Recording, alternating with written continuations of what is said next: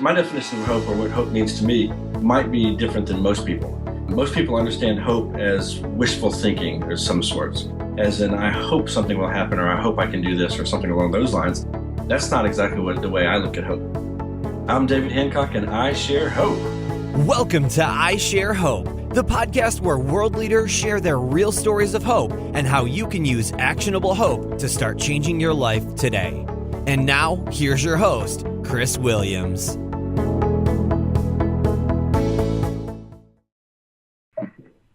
This is David. I can help you. David, Chris Williams, how are you? Absolutely incredible. How are you? Man, I'm doing great. It's great to talk to you today. Thanks for your time. Oh, absolutely, man. So, you ready to do this? I sure am.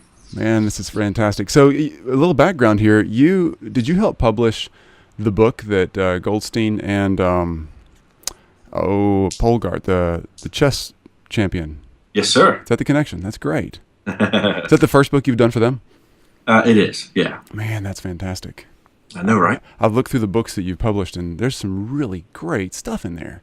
I think so. Yeah, this is another conversation for another day, but I'm always curious how people do their business and how they get started and all that. I think the publishing world's fascinating. I'm definitely not an author.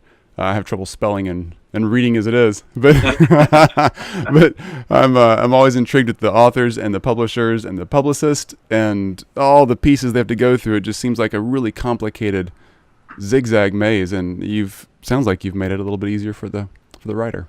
Well, we think so. We certainly are having a lot of fun, but we did try to kind of blend the best of both worlds, the credibility, the distribution, the professional product of the big guys, but then the flexibility, the involvement that most entrepreneurs want. So we kind of came up with a mid-road place, and it just really works. It's been fun. 11 years now, 2,700 books, do about 150 a year. It's so much fun. Wow. Okay. All right. I'm impressed.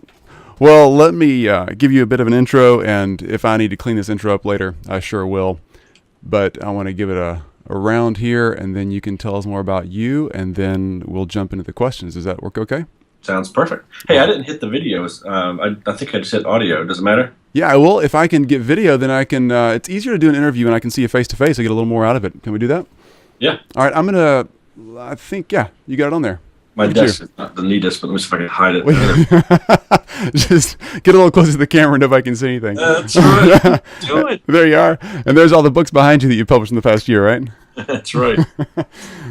All right. David Hancock is the founder of Morgan James Publishing and chairman of Guerrilla Marketing International, and has co-authored 12 books, and just told me over the past 11 years he has published about 150 books a year. That's incredible. And there's some really interesting quotes out there. I've looked a lot, and he was named the, excuse me, I'm going to cut this a little bit out right here. Let me find this what I'm after here, David. I'll slice that up. Where was that quote? I just saw it. I'm reading through. Fast Company Magazine's Fast 50 for his leadership. That's right. That's incredible. And then cited as one of the world's most prestigious business leaders, and is reported to be the future of publishing. Wow. David, I am so thrilled to have you today. Tell me again, what's the number? How many books have you published since you started the company in the past 11 years? 2,700 total, and now we're doing about an average of 150 per year. Wow. That's incredible. Well, David, so glad to have you here. Tell us a little more about you so we can catch on.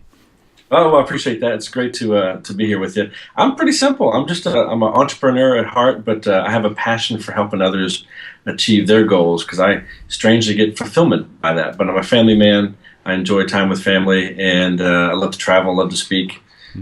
That's pretty much it. That's me. That sounds like a good you. You know, one of the things that intrigued me about you when I first heard about you was your involvement in Habitat for Humanity. Oh, yeah. How long have you been involved with Habitat? I've been on the board for, 9 years, and been president of the executive board for the last 2 years. Wow. And it's just so much fun. Before I was a publisher, I was a home builder. I mean, there's a big old story behind that, trust me. And I was a banker prior to that. But yeah, so I became very passionate about home ownership and seeing the the trouble it is to find affordable housing, and I've just been very connected to the building industry just out of passion. So when we moved to the publishing side, we wanted to find somebody that we could give back to, and Habitat was an obvious partner. So we're actually a Habitat for Humanity building partner. We donate a percentage of all of our sales to Habitat, and I speak at all the dedications that I can. We even donate books, small library to all the homeowners, just trying to give back, trying to give them hope. That's incredible. Well, I've heard some of the most hopeful and hopeless stories around homeownership, banking, and trying to get into the book deal. So it sounds like you've got a great platform for us. Well, I'm going to ask you our 5 questions about hope, David, and you can give it your best. I'm sure we will learn a lot. So I'm looking forward to that. So tell us first your definition of hope, or the best hope quote that you have. Okay, I was prepared, so I took some notes and did a little homework to see if I wanted to make sure that you enjoyed talking to me. So really, my definition of hope, or what hope means to me, might be different than most people. Most people understand hope as wishful thinking of some sorts, as in I hope something will happen, or I hope I can do this, or something along those lines. That's not exactly the way I look at hope. I tend to resonate more with the biblical definition of hope, which is confident expectations. Hope is a firm assurance regarding things that are unclear and unknown, and hope is a fundamental component of life. Without hope, life actually has no meaning at all. So when I say I hope for something, I feel very confident that's going to happen, and I'm going to look forward to actually receiving that, or blessing somebody, or doing something fun, or accomplishing some goal. I truly intend for that to happen. In fact, I kind of tie hope into entrepreneurialism as well, because the definition of an loosely, the definition of being an entrepreneur means that you're willing to take a risk for a potential gain, and you hope, you're working towards it, you're expecting to be a success, and you're working towards that goal to get there. So I kind of blend those two together for me and my definition of hope. I love that. I love that definition, because I'm with you. It's not just wishful thinking, not to knock the optimism that a lot of people have. I'm very much an optimist to a fault some days, but it's not optimism of just a good feeling about things. It really is a reasonable expectation for something that if you chose the right steps, you could get to. That's right. You work hard to get there, and keep pressing forward. Absolutely. Oh, that's great. All right. So who in your life has been the greatest sharer of hope for you? Who's given you a lot of hope? Oh my gosh. That was probably one of the most difficult questions I saw on your heads up for me. It's hard to define, but I think when I really look at it, it was probably my parents, and probably more specifically my father. My father has been just a champion of everything that I've done, and I've had multiple career paths, and I still don't know what I want to do when I grow up, but he's been very influential, and he's always encouraged me that I could do whatever I wanted to. Sometimes it got me in trouble, but sometimes it got me exactly what I was hoping for. Yeah. That's great. That's a really good one. That really is. So is he still involved in your life? Is he still alive today? He is. He's 77. He's probably in his last few years, but he was actually our senior vice president here at the publishing house for 3 years. Wow. And he's always been an advisor to me from the moment I could talk till now, but from a business perspective, he's been my go-to. That's tremendous. I'm glad to hear that. That's unusual today. I'm really glad to hear that. Yeah. All right. Question number 3. Take us back to a time. Paint a picture for us. You're obviously a writer. So when's a time when hope was really something you had to fall back hard on and really use in your life to get you through? Oh, I tell you what, I could probably clearly define that for you. That I was, as I just kind of briefly teased, I was a residential home developer, a builder, way back in the 90s, early 90s. And I worked for a guy who ended up not being very scrupulous. We had a very successful company, but he ended up getting thrown in jail for embezzlement, and it just threw everybody associated with him into a tailspin, including my wife and I.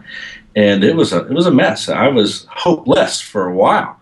And then my father came in and encouraged me that I still had passion, I still had drive, I still had value. And I had to figure out, well, what aspect have I learned? What did I actually learn? And he helped me figure out the pieces of that I enjoyed, and the pieces of that, that process that I didn't enjoy, besides, almost going bankrupt. And actually we did end up having to go bankruptcy for a couple of things. But wow. It was a mess, but I was able to figure out that I really enjoyed interacting with, people, and I really enjoyed the numbers, the banking side of it. Mm-hmm. So I ended up starting a career as a mortgage guy, and totally blew my mind on that, because I never expected that. Of course, I never expected to be a publisher either, but there's a story there too. But I mean, it was really tough. I remember we had just built I don't know if they call it our dream house. We're actually still there, but we just built a big, beautiful house. We were wanting to get ready to start have a family, and I got a very incredible wife who helped us live well within our means, so that when everything crashed down, we survived for a while. But it was stressful. It was like really, really stressful. I remember crying in my dad's arms, going, "What on earth am I doing?" Mid-20s, and my life was already ruined. It's funny now, but I'm sure it wasn't then. And that's a really good story. There's a lot of people who've been to the bankruptcy process or really close to it, or just years and years of financial hardship. And I tell you, those days, there's some people who make some really bad decisions. I've come close to making some very bad decisions in those times. And boy, you mentioned your dad again, your wife. You've had some really great people to fall back on. It seems like your relationships have helped you. It's all about the relationships. We've got nothing if we don't have good relationships with people, family and people. But we have to roll up our sleeves and sacrifice and just press on. Pressing on. Good point. So question number 4, speaking of pressing on, is what are you doing today to share hope in the world around you, with yourself, your family, whoever you want to say? I think I'm in a unique position to help others achieve their goals. So that for me, it's not only very rewarding personally, but also financially. But I hope I'm helping others achieve their goals and helping them realize the hope of getting their words out of their message. And for me, the types of books that we end up publishing typically isn't just a good read. It's always a bigger picture associated with the authors that we end up selecting. So we love seeing those bigger pictures come together. So the authors are hoping for something big to happen because of the power of the book. Yeah. And we facilitate that. So that kind of sounds like a good answer from a business perspective. But really, what I really enjoy most is staying connected with home ownership, as being a part of Habitat. With us, being able to build a couple houses a year and participate in helping really just I'm not sure. I don't want to say underprivileged, because they all have to have decent credit, but they're just kind of downtrodden. They're either struggling financially, they just can't get ahead. It's usually a single mother with kids. They just can't quite get ahead. So I love participating in that, helping them get a hand up instead of a hand out. And that's just part of the rewarding part of passing that hope on down to another generation. And of course, what we've seen is you plant that hope, you plant those seeds in the community, and the rest of the community tends to do better because of it. I Habitat for Hope, to speak on that one for a minute. No, sorry, Habitat for Humanity, to speak on that one for a minute. There's another nonprofit here in Memphis called Habitat for Hope. It's a great one too. But Habitat for Humanity is unique in that way because there's a few of the nonprofits that do this, but they really teach how to handle the house or how to handle the budget, the financials. I know there's so many classes that you have to go through. Right. You don't just get a free house or get a discounted house. You really get an education. That's right. And I think you're going back to your definition of hope again. It's hoping in something that's reasonably doable if you take the right actions. And that's right. Another good one there. So your books as well that you're publishing, a lot of books. And again, if you haven't seen the books that David's published, you need to go to his website, morganjamespublishing.com. The list really is extensive and truly incredible. And I think that, again, in the publishing world that we talked about a minute ago, it's so hard for an author to get their book out there. Yeah. And as I mentioned before we started the call here, I am not a writer, can hardly spell or read, but it's something that I hear is really hard to do. And I think if you're able to get somebody's message out there, I hear that everybody has a novel inside them somewhere. That's right. And you're giving them a place to do that, and doing it in a way that actually gets their message not just out of them, but in a format that people can understand and use. I love reading. I really do. I'm an audio listener. I do a lot of audiobooks, and man, I grow by being mentored by great authors. So thank you for sharing hope with me. Seriously. Absolutely. So if we're going to walk away from this conversation and have the ABCs or the step 1, 2, and 3 for how to start sharing hope or how to start using hope in our lives, what would you say to do? Just the average person you meet, doesn't matter what hardship or hopeless situation they find themselves in, but what do we do? got to have faith. You got to have faith that whatever situation you're in right now, whether it's good or bad, and you're hoping for something different or hoping for something more, that it can happen if you just put your mind to it. So stay encouraged, have faith, and keep working hard for it. And then sometimes you might actually need a distraction. I know that I did. So maybe try to figure out a way that you can pass on hope to somebody else. Maybe you can help, or try to figure out a way that you can get involved and get some reward by helping others. And many times, the more often that you help somebody else, you can actually get what you're looking for. It just kind of works out that way. That's a really good point. So have faith, know where you're going, kind of have the vision for what you're doing down there, and know that it's real, not just something untangible and just way over the top optimistic, but That's have right. faith in something real. And then distractions. I think that's a great point. That's a really good point. When I'm doing something for somebody else, I stop thinking about how miserable I am that day, or how selfish I am that day, or whatever the case may be. It's human nature. Yeah, it is. It really is. We can only focus on one thing, fortunately, at a time, and usually when I'm not focused on me, life turns out better. I love it. David, tell us how we can reach you. If we want to follow you on Twitter, Facebook, your company, what you're doing personally, how do we find you? Easy to find. Thank you for mentioning the website. You can always check us out at morganjamespublish.com. But for more intimate, I am on Twitter at David Hancock. And of course, if you guys just want to chat, anything I can do to help out, I'm always open. My door is always open. You can go to chatwithdavid.com and book a call with me, and we can talk. No kidding. That's a great idea. Absolutely. Chatwithdavid.com, Twitter, and the website will all be on the show notes on our website here at isharehope.com.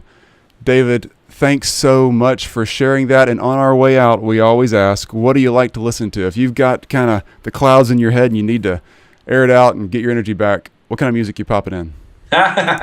Oh, dude, that's a good question. I'm a child of the 60s, but I fell in love with U2 in the late 70s and 80s. So U2 was my fallback. Well, that's great. I love U2, and now fortunately they're on everybody's iTunes account. Whether they like it or not. Yeah, exactly. So fantastic. U2 it is, man. Great conversation. David, thank you for your time. Oh, thank you. It's good talking to you. You too. All right, man. Well, that is really good. Thank you very much. Well, I hope that's kind of what you were shooting for. Oh, you nailed it. Exactly what I was looking for. Yeah. Thank you. So the publishing deal 11 years ago, was it housing, then banking, then publishing? Okay, this is really funny. So I was a sheet metal mechanic right out of high school. Okay. And I had a back injury. I'll give you the short version. I had a back injury that ended up putting me in a body cast for 2 years. I had a major back surgery. It ended up being hereditary, so I can blame my dad for that. It's all good. But that forced me to kind of take another look at my education. So I took some more classes. Then I ended up selling cars for about 9 months, just trying to just earn some money and figure out what I wanted to do after I recovered from the back injuries, and then met a real estate tycoon. So it was real estate first. And he recruited me, and I went and worked for him, and we were building nice, beautiful, custom-built houses for people exactly the way they wanted them. We were buying their existing houses in on trade, just like the car business. It was just a beautiful thing, and it all just went to heck. But I really enjoyed the banking aspect. So I did, just like I told you a minute ago, I did kind of figure out that I enjoyed the people and I enjoyed the numbers side, and had a friend who was in the mortgage business, and he gave me a chance. And then I grew up in the banking business from about 95 all the way through. I retired in 2004, a year after I started the company. And so as a banker, I ended up being very successful. I mean, I ended up doing really, really well, and was making well into six figures, had nothing to complain about, but was hungry for more. I'm entrepreneurial in nature. I didn't necessarily realize it back then, but I always wanted to figure out how could I reach more people, how could I do more, how could I earn more. I just wanted more. Yeah. And I worked for a great company, a great boss. The companies kept changing because they kept buying and selling each other. But I had a great boss who just put up with me. I could do anything I wanted to. But what I found out was, even with an unlimited ad budget, it wasn't working as well as me going out there and hustling and creating relationships, trying to add value, helping others achieve their goals. That's where my success came from. So I started to really become very hungry about how could I do more of that. So if there was a seminar on sales or marketing or relationships or whatever, whether it was industry specific or not, my boss just he paid for it. They just let me go because I was a top person. And if there's a home study course that they offered, I bought it and took it and implemented it. was a really good implementer. Huh. And if there's a book on it, I would buy that too. But sure enough, I hired some assistants. I fine-tuned some processes. I really did everything, but all of it worked, and not all of it worked, if that makes sense. It does, yeah, it does. I mean, I earned a little bit more money. I went home from work a couple hours earlier. You know, nothing really changed my life. It wasn't until I discovered a specific book called Guerrilla Marketing. Guerrilla Marketing, okay. Now, Guerrilla Marketing was in its third edition by the time I discovered it. Yeah, I've heard of it. I had never even heard of it. It had sold 15 million copies before a copy landed on my desk. And to be honest with you, I couldn't tell you how I found it. Wow. I don't know if I stole it or somebody, I'm pretty sure I didn't steal it, but somehow I got a copy of the book. And I really resonated with it. I realized I was a guerrilla and just didn't know it. I was doing the unconventional things to gain conventional goals, or I was leveraging my time, my energy, or my imagination instead of the bank account to get what I was doing for. So anyhow, the author, Jay Levinson, ended up becoming a dear friend. And in fact, we published most of the Guerrilla Marketing books now. But I hired him as a coach, and he just lovingly coached me on the rest of Guerrilla Marketing, but he added one thing to me. In fact, it was kind of irritating and hilarious how he did it. So he says, okay, David, you know, if you wanted to charge more and negotiate less, I mean, who doesn't, right? Sure. He says, you got to keep doing what you're doing, but you have to add one more thing to it. I'm like, sign me up. Yeah. But he didn't tell me yet. So then he went on to say that, you know, if I wanted to have people that would never give me the time of day start begging to get on my calendar, he says, you got to keep doing what you're doing, but you have to add one more thing. I mean, sure enough, there were whales in the business, you know, that I wanted to have, you know, big real estate agents or builders or top clients that I wanted that I just wasn't earning. And I wanted those guys. So he said, I need to keep doing what I was doing and add one more thing. And he still wouldn't tell me what that one more thing was. Yeah, I'm on the edge of my seat now. I'm like, come on, man. Right. Yeah.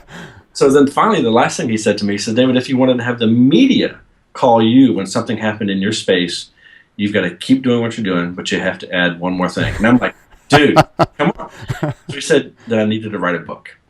And I literally laughed at him. I laughed out loud. I just didn't see it. I barely passed English myself. I mean, I wouldn't consider myself to be a writer. But he helped me, he lovingly helped me realize, well, all these seminars I'd been going to were based on books. All these home study courses I'd been taking were based on books. And all these books I was reading were books. Good point. Duh. Good point. So I ended up writing a book. Didn't realize that was a hard thing to do. And I ended up getting it published. Didn't realize that was a hard thing to do. And it was one of the worst experiences I had ever gone through. I was the least important person in the entire process. The cover I hated. Chapters 3, 7, and 9 weren't even mine. It was good, but it was not a fun process. But it worked.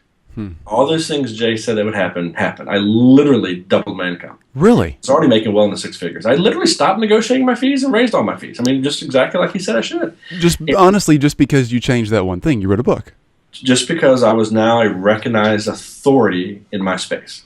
I mean, there's 1,000 people just like me in my community as a banker doing the exact same thing I was doing, basically all the same products I had, and there was nothing to differentiate us except for our hustling. But yet I was the first one who came out with a book. Wow. So media called me. People that would never give me the time of day. Those big agents were coming, you know, knocking on my doors, and it was like, it was laughable. It really was laughable. But so when did you write your first book? When was that? That was probably 2000. Oh, excuse me, that was 1999, I'd say. Okay. Yeah, and then by 2001, I had published a second book called Guerrilla Marketing for Mortgage Brokers, and I actually co-authored it with Jay. It, too, was a miserable process, but it worked to continue my path down there, you know, as an authority in my space. And then I self-published a couple books after that between 2002 and 2003. And loved that, loved being in control of everything, and loved feeling important, but nobody cared. Because you didn't have somebody pushing the book for you. That's right. No distribution. You have to distribution. He's saying I was wonderful. Yeah. Sure. Now, I'm a huge fan of self-publishing over not doing anything at all. Yeah. Because most people don't do squat. So if you do anything to stand yourself apart, that's a good thing. And then when did you start this firm? 11 years ago. So that was 2003. So you wrote 4 books and then started your company. I know, right? A true expert in publishing. I mean, really, was that because of your experience of being an author and saying there's got to be a better way to do this? It was. I mean, it really was. Really, true to my heart, said there has to be a better way. I didn't know I was going to be the one to do it, but I just always knew that there had to be a different way. Especially from an entrepreneur's perspective, when the book is just part of a bigger picture. Because for regular publishers, the book is everything, and you know they take over control, but you have to go sell it. It wasn't fun. But for an entrepreneur, the book is a tool. Of course, you want them to sell, but we're doing a book for different reasons than most authors. Mm-hmm. So yeah, sure enough. And my wife finally cornered me one day. Okay, this is funny, and I'll leave you alone. I was very blessed in the banking business. I was working maybe at this point by 2003, maybe 2 hours a day. I worked out of my house as an independent. I worked for a bank, but I was an outside sales rep to all the other little brokers around the country. Mm-hmm. So I would spend lunch with my favorite people, and I would still get the business because I already established those relationships and had a great team that did everything else. Yeah. But I was spending the other 22 hours a day playing in this publishing space because I became very passionate about the book, the power of a book. So I would teach anybody that would listen to me about what they should do with a book. So all my clients were putting books together. And if you got stuck in an elevator with me, you got told about the power of a book. It was great. So my wife cornered me late 2002, and she said, "David, we have to talk," which you never want to hear from your spouse. No, you don't. No. For me, I was in trouble, and definitely in trouble. So she said, "You're working 2 full-time jobs, in essence. You're only getting paid for one. Granted, stupid money we were making, but still, I had no time for her." She said, "I'm never seeing you. We got 2 small kids now, and something has to change." Mm-hmm. So she said, "I'm either going to leave you, or," I know, right? So, "I'm either going to leave you or find a boyfriend, or something's going to change." So needless to say. Hello, person with the boxes. Thank you. The UPS people, the UPS and FedEx people dress a lot nicer there than they do in our town. I know, right? We're a lot cuter, right? So she said something's got to change. Well, obviously I didn't like option number 1 or option number 2. So I said, well, let's talk about this talking first. So we sat down and said, well, she recognized this passion for helping others in the book. And we just said, why don't we start our own company? Ended up naming it after the kids, and maybe from a more organized perspective, see if we can help build balance from the start. And boom, that was 2003. Wow. By 2004, I ended up quitting the day job as a banker. And I didn't replace my income; I replaced my need. But it just kind of all came together. It was very Morgan and James are the kids, I guess. That's right. Morgan's and you got to keep your wife. Got to keep my wife. That sounds like a good deal all the way around. That's right. And that's a really great story. That's my 35,000-foot view of how I got here. Wow. Have you put that in a book yet? I have not. Although it's probably one of the most popular things I get asked to talk about. I have not put in a book yet. Well, you really ought to write a book. I know, right? Good publisher. All right, so last question. 2 last questions. Let me ask you one more I Share Hope question, and then a last question, just a personal question from me about writing a book. Or actually dictating a book. Yeah. So, no, I really can write and spell. I just hate it. So, on the I Share Hope side of things, a couple of clips of audio and one leading towards a referral. So if you were going to have the same 5 questions asked from anybody in the world, literally anybody in the world, I'm thankful for you giving us an interview. And I don't think, actually I was turned down for the first time 2 weeks ago. And I've asked some crazy awesome people, and everybody says yes. So who would you want to hear answer the questions about hope? Oh, my. You pick it. And I'm really targeting a very diverse crowd. So if you can stay away from white males, that'd be great. Oh, my gosh. My mind is drawing a blank. Think about it for a second. It's interesting how many white males I get referred to. And it has really opened my eyes as a white male to how the world really is slanted in a way that makes it easier for guys like us to succeed. And I honestly think it's being a guy and being white in America. It's really crazy. I've always heard the stats, but now I'm watching it happen in front of me with all these interviews and thinking, man. I bet. Well, there's one young lady that comes to mind. She's a girl lives out in Arizona. She runs a company called Pretty Feisty. And she's a pretty feisty young lady. She was a victim of a drug-assisted date rape in college. And she's overcome that and has got a message of raising awareness and encouragement to others who have gone through it, but also she has a passion for helping girls, see the trends and try to avoid circumstances that could lead to some sort of rape, specifically the drug-assisted date rape. And she is very, very powerful speaker. I bet she'd be awesome to talk to. Wow, that's a good one. Yeah, I would love to talk to her. Yeah, I'll introduce you guys. What's her name? Her name is Natalie Emka, EHMKA, or something like that. That's incredible. Yeah, that would be really great. Yeah. That's really good. Okay, give me a couple audio clips here. And the classic, I'm David Hancock and I share hope. I'm David Hancock and I share hope. Excellent. And then give me one with your company name, whichever name you want to use. I'm David Hancock from or of your company, I share hope. Yeah. This is David Hancock from Morgan James Publishing, and I share hope. Good job. I want to make sure I can put a plug in there for that. Oh, and then also, if you could do David Hamilton, and I'm introducing the lady you just mentioned. If she says yes, I always love to introduce that podcast episode with the person who introduced them. Does that make sense? Yeah, awesome. This is David Hancock, and I'm introducing Natalie Emka, and I share hope. Great job. I hope that helped. You want to hit again? Do you want me to not say I share hope at the end of that one? Oh, no, that was good. That was good. Yeah. Fantastic. I will let you know as I reach out to her, but if you can just shoot us a joint email or something like that. Like, let's see. I think it was it Greenstein? No, who was it that introduced us? It was, it was Douglas. Yeah, Doug. Doug yeah. Douglas. Yeah. Okay, then my book question real quickly, because I know you probably have to go. As I've done this more and more, and a lot of people I've interviewed have said, Chris, you're getting a book here.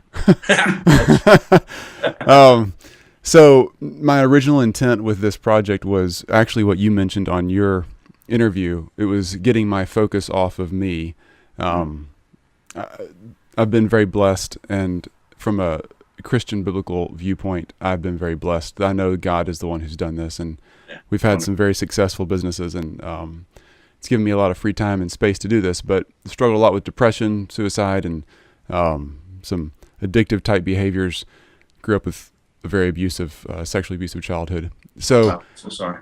Thank you. There's a lot of stuff back there that I'm very proactive in now in our community, serving on boards and things, and thought for so long, I just want to get some of this stuff out and on paper and have a public venue for conversation and really be able to attack certain issues that I'm very passionate about and that I've been blessed to heal from, and our better way to say it, to continue healing through. That's right. Yeah. So started writing earlier in the summer, finished up one big consulting gig and had a couple months to just chill during the summertime. So we did, the kids were out, and I got 20,000 words or so into it within a couple of weeks, and it was super easy what I was writing. But then I started reading more and more and realized, hope is really the subject that needs to be discussed here, because it's not just me and my story. If it's fascinating for some, great, but it's more, what are you going to do about it? Yeah. So maybe this is your story too. What are you going to do about it? Yeah. And I was finding more and more that it was not what background you had. It was that you had a background and who doesn't. And what are you going to do about it? Right. So with that in mind, I want to be strategic in how I'm doing this. So I started doing these interviews as a means to gain a lot more understanding about other people's backgrounds and their hope, so that I was writing, I would be able to get a better, broader view. And obviously I'm getting a really broad view at this point, and connection to some great people, but also wanted to make sure that if I'm being strategic and I'm literally logging in 1,000 audio podcasts of the greatest leaders in the world, all different continents, all different races, all different political and socioeconomic backgrounds, doesn't matter. Should I be tuning or changing or tweaking the 5 questions I'm asking? I think there's a huge research project in essence going on here that could have a lot of really interesting stuff in it. Yeah, I actually liked the 5 questions. I thought they were pretty compelling. So I think it's cool. Now, your story can be very powerful, but I think if you build in the whole, sharing hope, and your story needs to be the foundation or the cornerstone of it, I think it'd be a very powerful book. Okay, cool. All right. Yeah, but these 5 questions are clear and concise, and definitely has a good theme. Okay, good. I can't thank you enough for your time. I really can't. Your story is incredible and compelling.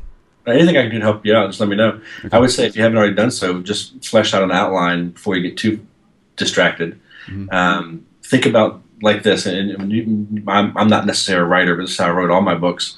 So I figured I want to get across 10 or 12 things before somebody kicked me out of the room. So I had an opportunity to sit down and share with you some thoughts. So I just had 10 or 12 things I wanted to get across. Yeah. And if you haven't kicked me out by the time I finished point one, I want to make sure I get a couple of sub-points. So I literally just drew an outline, and I just kind of plugged in content as I felt led, or something happened in the day or something like that. Sure. Always start with the outline and just fill in the blanks. Don't worry about the book. Worry about just the one little message that you want to get across that particular day. That's a good point. Keep it simple. Yeah, keep it simple.